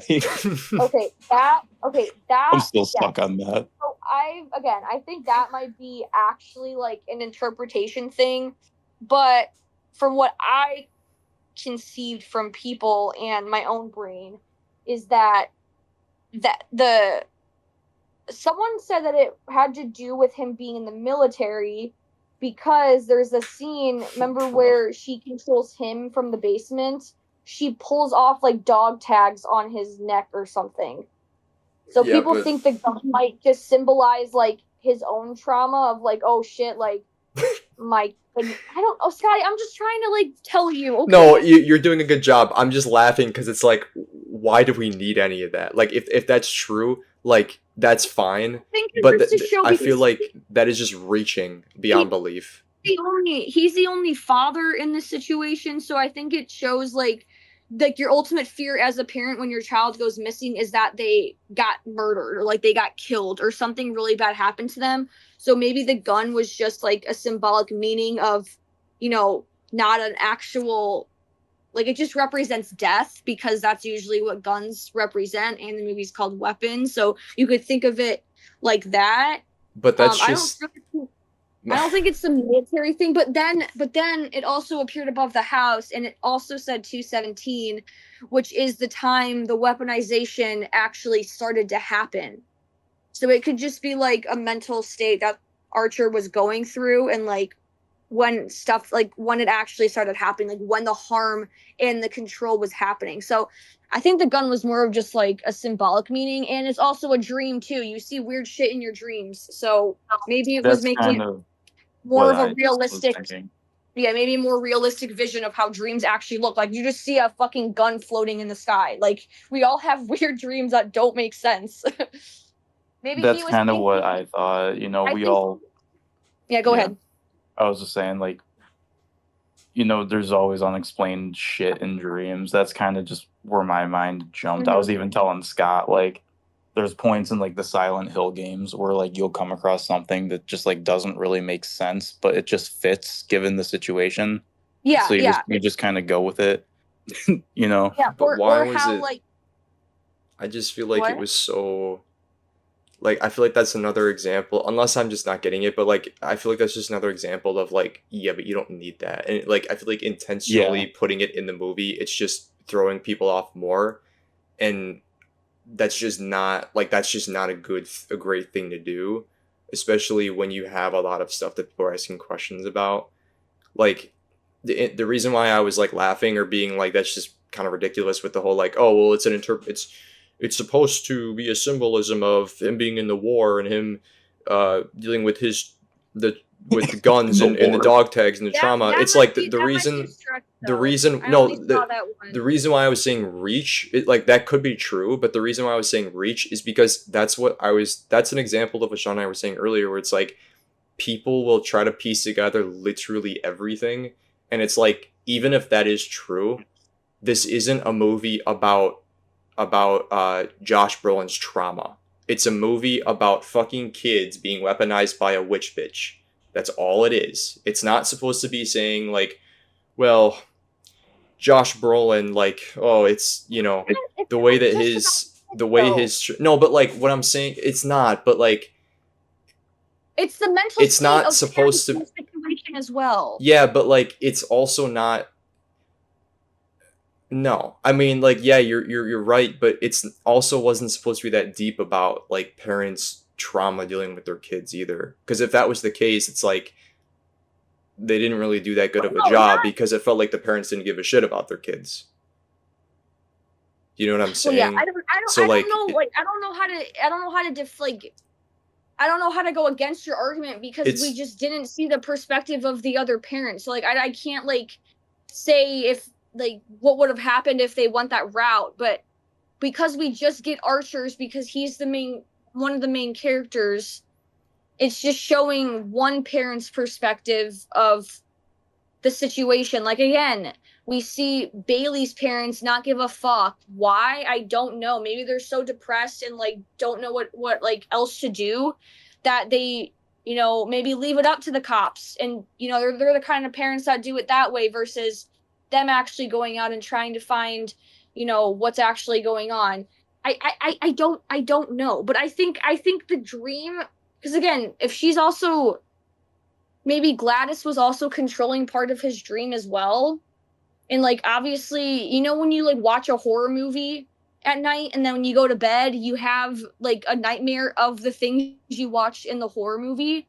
I think it was just like basically what had been going through his mind. Like, he's been thinking about his kid. Maybe he was thinking that his kid was dead. So when he goes to sleep at night, he has a nightmare about a gun and like the possibility of his kid being dead. So it fucks with you mentally like that. And like, I think that's just kind of what it means. In the 217 bit might just be an addition to like, oh, that's when like when the kid went missing, like was 217. Maybe that time lives in his brain of like, oh, why 217? I think they already covered what you said when he saw a vision of his kid fucking running out of the house and when he was basically crying to his son. Like they didn't need the gun. That's my point. Well, The no, whole you movie, like didn't with need him it. having trauma, like the whole thing of like, yeah, we get it, like Josh Brolin, he's dealing with trauma, like every character is dealing with trauma in their own way, but it's like once you start over analyzing it, once you start explaining like, well, actually the gun represents his trauma when he was in the war, it's like, all right, now we're adding something to the movie that doesn't need to be added. Okay, yes, we know, we get hints that yes, he was a soldier in the war, and yeah, there it goes into some depth of his trauma.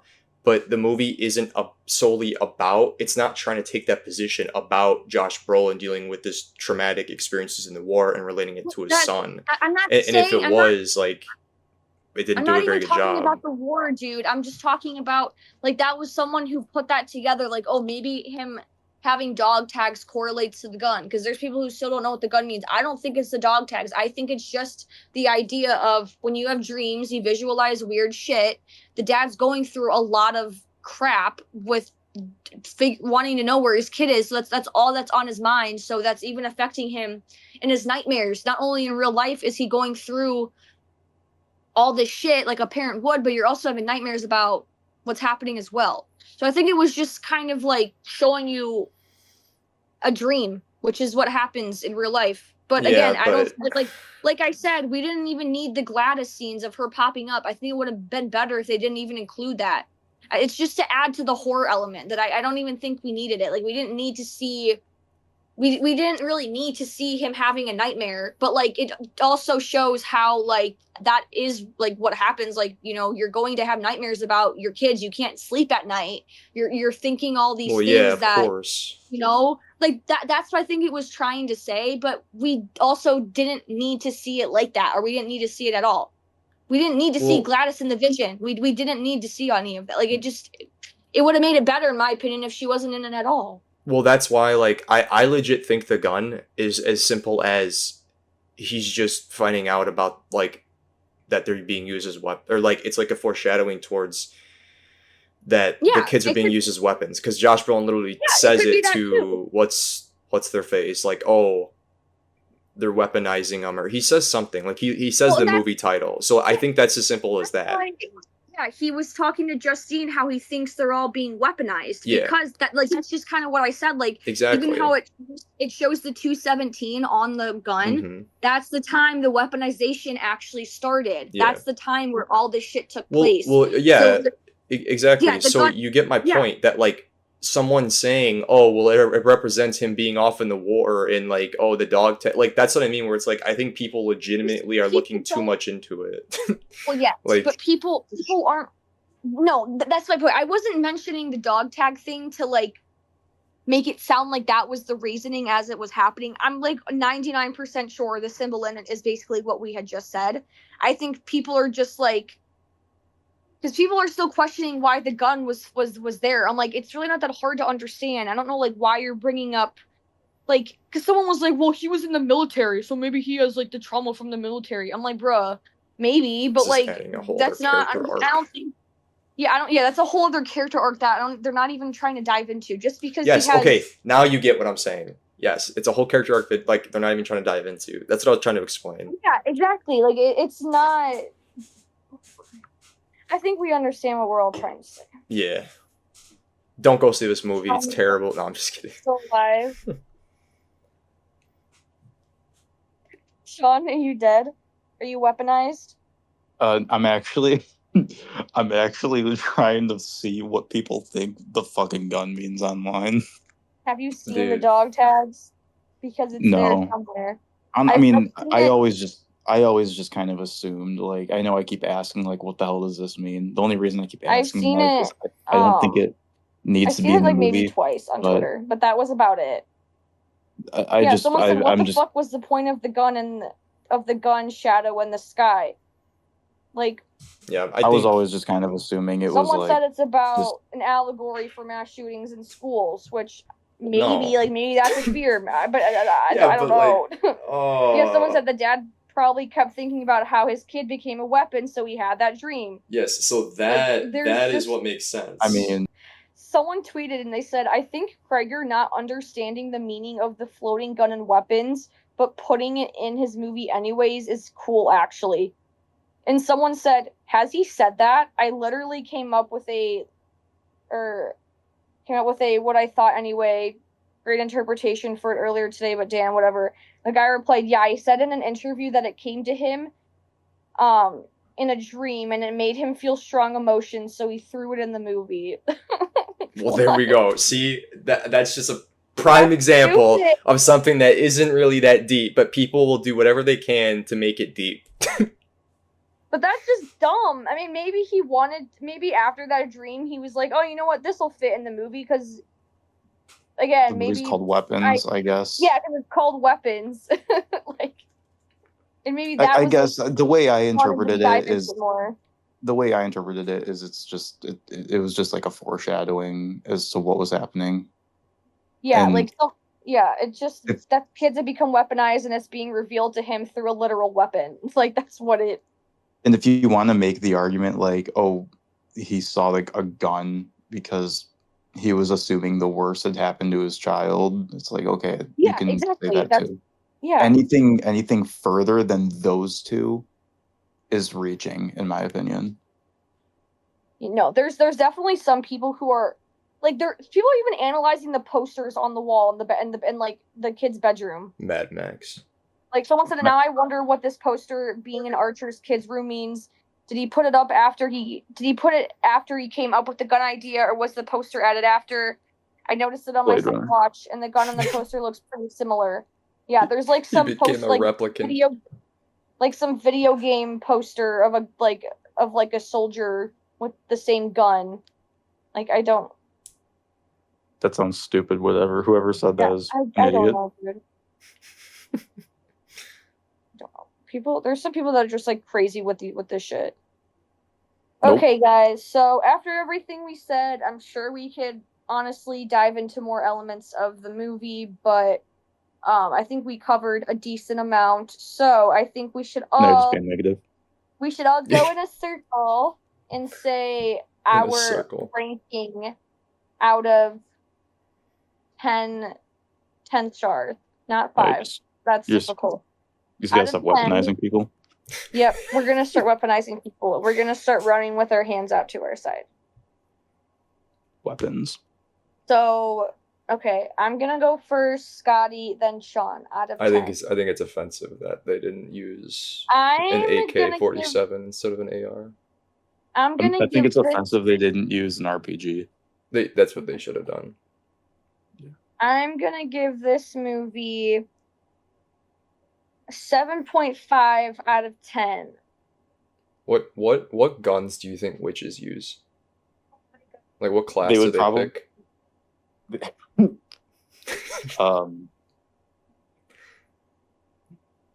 Maybe a marksman. Someone tweeted, Yeah. bro, this is funny. Someone tweeted, they said, the gun image and weapons made immediate sense to me because the movie is called Weapons. Exactly. Exactly. It's no further than that. That's like, no yep. shit. It's a fucking gun. Cool. Yeah, Dude was someone dreaming. Someone also said, I don't know how everyone else felt about the floating gun and weapons, but I laughed out loud when it happened and feel like it was one of many excellent placements of comedic relief in that stellar fucking film. Bro, what comedic relief? Comic relief. It's a floating gun. How is that comedy? What the hell's It's funny about a literally floating AR-15? It's supposed to show that this man, this poor father, is thinking the worst of what his kid, like what could have happened to his child. This world needs Like, some good comedy movies again. I think people are going insane from the lack of them. Yeah, like let's put a gun in a movie and make it funny. Like, bro. Fuck them. But all right, Carly. And someone Sorry, you said- were doing. You said it's 7.5 out of 10. No, just stop being negative. Hold on. But someone also said they also said It's clearly a Just got- 10. Yeah. they said just got out of weapons, but I keep thinking to myself, what was the purpose of the floating gun above the dad's house? And it's showing 217. Like, that was so random and not elaborated on at all, bro. It's a fucking dream. He's having. Oh my god, bro! I can't deal with these. Also, What do you call them, Scotty? the- Troglodytes. Troglodytes. There was an ad on Exactly. TikTok I got What for do you mean? Cinemark about weapons, and the comments were 50-50. Some people were saying that they didn't like the movie at all, and there were some people praising it like it was the best thing ever. I thought the impression was that everyone was liking it and like saying it's the greatest movie of all time. But through that comment section, I kind of have hope now that like, I mean, I don't think the movie's bad or anything, but like I kind of have hope that people aren't glazing the shit out of it like I thought. Well, they still are, No, but a lot like of they're people not. don't There's like not as it. many people now. Then maybe it's diminishing. Okay, so yeah, final review. I would say it's about a 7.5 out of 10. Maybe an 80%, but I don't know. I think I'm sitting at a 75% right now.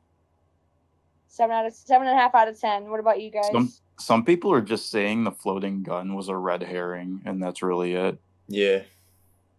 Which I guess is like fair. I but- mean, I wouldn't call it a red herring because I mean,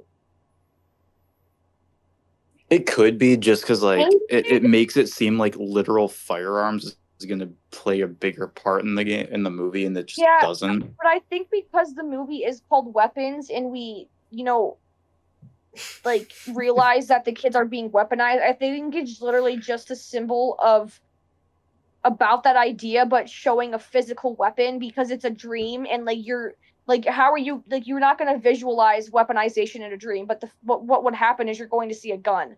Like that's how you would interpret it in a dream. But whatever. Yeah.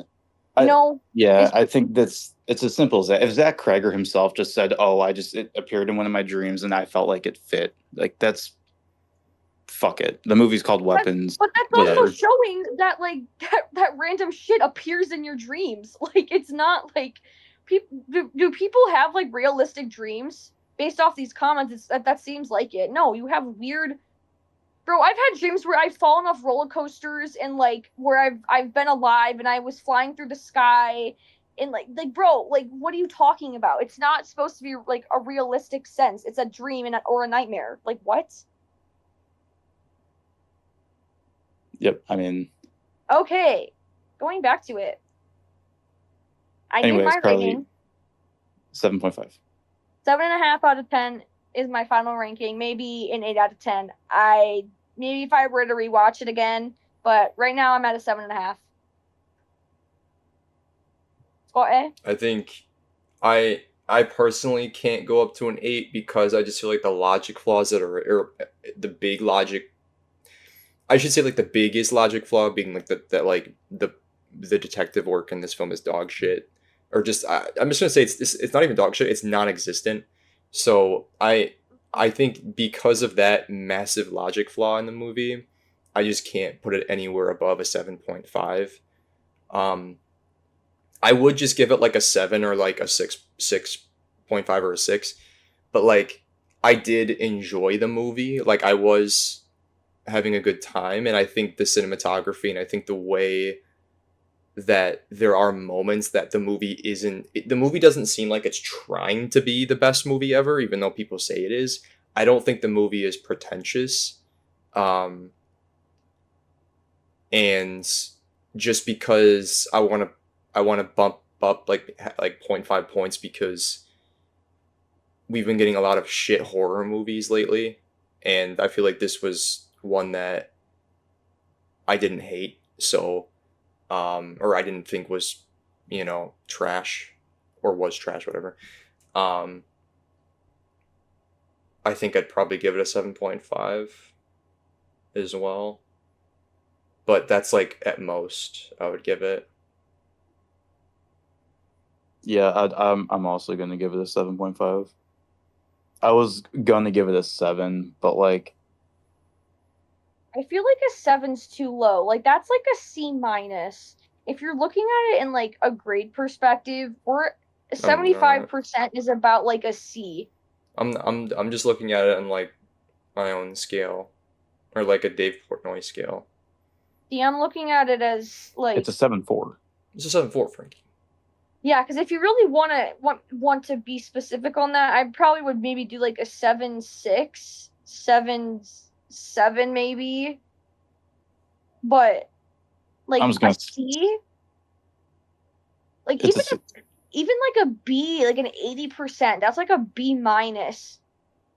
Like I feel like that has like if you rate it like that, I feel like there's some things that need to be changed to bump it up to like a 90% Yeah, or but I don't. 95%. I just But I think personally, no, not even personally. I would argue objectively that logic flaw is just too big of a flaw that like it bumps that's it down a that's lot. like it's like one of those things where it's like, come on, like you're better than that. That's Yeah. why I can't give it an 8.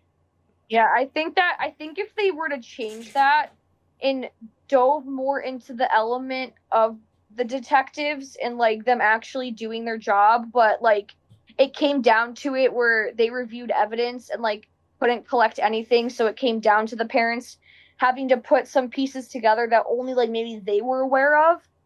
I feel like that would make it automatically better and would bump it up probably like an extra 10% for me. 5 to 10%. But that's definitely the biggest issue in the movie is that stuff. So we all are kind of collectively giving it a 7.5. Yeah. Yeah. So Okay. final verdict, 7.5 out of 10. 7.5 out of 10. Weapons, And written and directed by Zach Cregger. yep.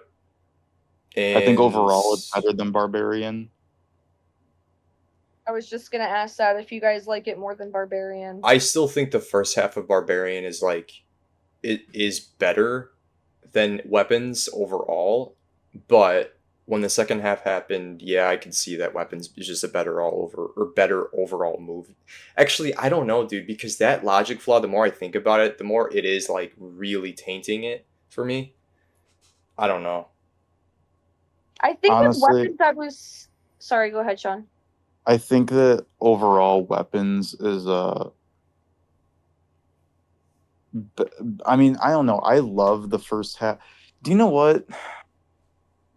They're kind of on the same level for me Yeah, I think that's where because they are for me too. Yeah.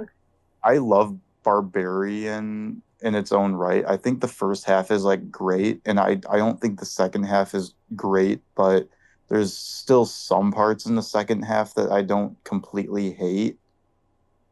And like when Justin Long's character gets introduced in Barbarian, it's like a shift change, but it's a shift change I was kind of digging for a while up until it was getting a little ridiculous, and then that's when I was like, okay, we need to calm down.